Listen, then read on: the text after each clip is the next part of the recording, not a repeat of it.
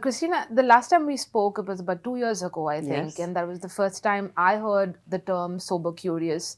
And since Emma got us on the track of, innovations and, how consumers are evolving, the new experiences that they are seeking, or the tastes, or so. Tell me a little bit. Have you, like sober curious? Are there some new emerging trends or layers to the existing trends that you've noticed since we spoke Yes. last 2 years ago? Yes, absolutely. So that trend that you and I talked about back then persists, and it's very real.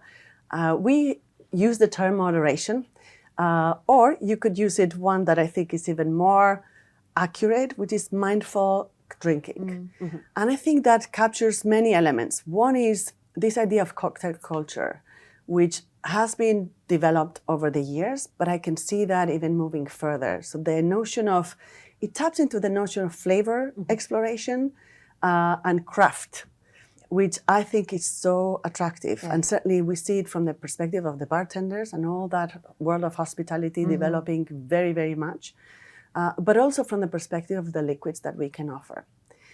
The other piece is there's an aspect of, or a portion of our industry, certainly of our company, that explores non-alcoholic beverages. And so we have launched, since you and I talked, a few non-alcoholic options for Tanqueray, which is actually delicious. So you can have your Tanqueray and tonic with no alc. You can have your Gordon's and tonic with no alc. We have recently launched Captain Morgan Zero as well, and the very successful Guinness Zero too.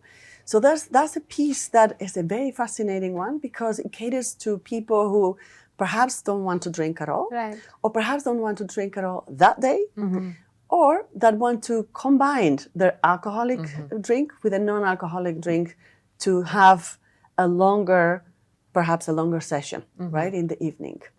It also opens up moments of the day or occasions that would not be accessible to an alcoholic drink.